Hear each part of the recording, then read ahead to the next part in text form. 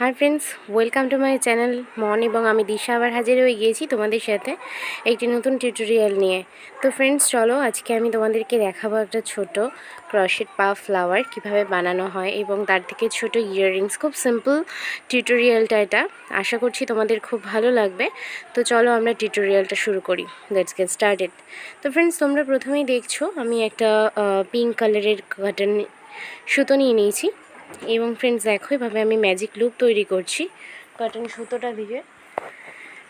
এবং দেখো magic round তৈরি করে নিচ্ছি আমি 1 2 দুটো ঘর বুনে নিচ্ছি এবং ঠিক এইভাবে এই ইয়েতেই আমি দেখো টোটাল একটা, এভাবে দুটো,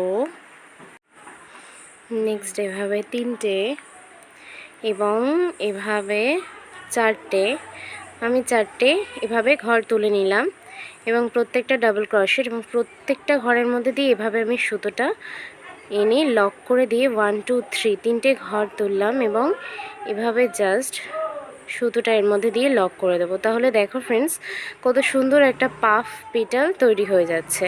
তো নেক্সট এইভাবে 1 2 3 তিনটে তৈরি করে আবার এভাবে আমরা পাফ পেটাল তৈরি করব 1 2 3 এবং নেক্সট হচ্ছে 4। দেখো এভাবে আমি লক করে 1 2 3 তিনটে ঘর তুলে আমি এভাবে জাস্ট লক করে দিলাম। তো এভাবে আমার পাফ পেটালগুলো কত সুন্দর তৈরি হয়ে যাচ্ছে। তো ফ্রেন্ডস নেক্সট দেখো 1 2 3 তিনটে ঘর আমি তৈরি করেছি এবং এভাবে জাস্ট আমি একটা, দুটো ডাবল ক্রোশেট, তিনটে ডাবল ক্রোশেট, চারটে ডাবল ক্রোশেট তৈরি করে নেব। এভাবে জাস্ট কমপ্লিট করে দেব। 1 2 3 তিনটে হয়ে এখানে আমি জাস্ট লক করে দেব এবং এভাবে লাস্ট পেটালটাও আমি তৈরি করে নেব।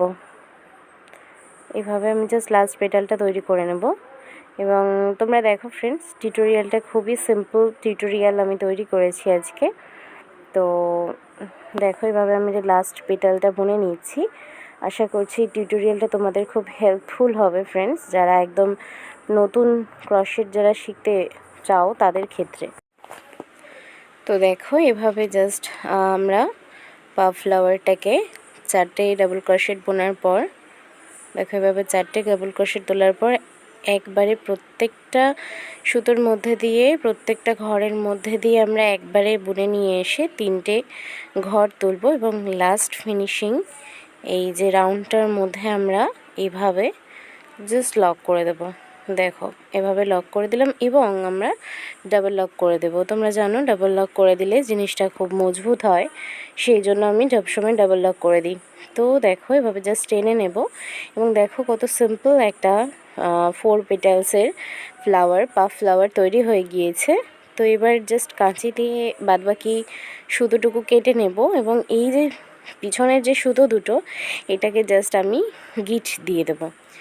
তো গিট দিয়ে দিচ্ছি এভাবে জাস্ট এভাবে গিট দিয়ে দিচ্ছি আমরা এবং দেখো এভাবে আমরা গিট দিয়ে দিয়েছি। তো ফ্রেন্ডস দেখো আমি পুরো পাফ পেটালটা কমপ্লিট করে নিয়ে ফিরে এসেছি। কত সুন্দর পেটালগুলো লাগছে এবং ফ্লাওয়ারটাও খুব সুন্দর লাগছে, খুব সিম্পল একটা ফ্লাওয়ার। এবং দেখো এটাকে আমি জাস্ট দেখো এভাবে চারটে পেটাল তৈরি করে নিয়েছি। তো ফ্রেন্ডস দেখো আমাদের 4 পেটালসের পাফ ফ্লাওয়ারটা তৈরি হয়ে গিয়েছে এবং এটা দিয়ে আমি খুব সিম্পল একটা ইয়াররিংস তৈরি করব ফ্রেন্ডস। তোমাদেরও খুব ভালো লাগবে, আমার নিজেরও খুব প্রিয় এই ধরনের ইয়াররিংসগুলো।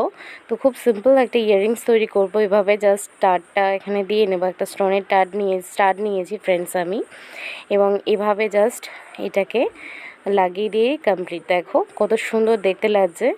তো এগেইন আমরা নেক্সট ফ্লাওয়ারের ক্ষেত্রেও সেটাই করব।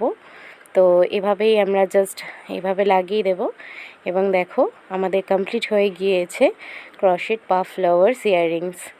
আশা করছি এই টিউটোরিয়ালটা তোমাদের খুবই ভালো লেগেছে এবং ভালো লাগলে প্লিজ আমার চ্যানেলটা সাবস্ক্রাইব করো, লাইক করো এবং যদি পারো তাহলে শেয়ার করো। তো ফ্রেন্ডস এভাবেই আমি তাহলে আরও উৎসাহ পাবো নতুন নতুন ভিডিও তোমাদের সামনে হাজির করতে, এবং তোমরাও নতুন নতুন ভিডিও দেখতে পারবে ফ্রেন্ডস। তো ফ্রেন্ডস চলো আজকে দেখো আমাদের সুন্দর ক্রশেট পা ফ্লাওয়ারটা কমপ্লিট হয়ে গিয়েছে। তা চলো নতুন ভিডিও নিয়ে তোমাদের সাথে আবার দেখা হবে ফ্রেন্ডস। আজকে তাহলে এইটুকুই ফ্রেন্ডস, টাটা।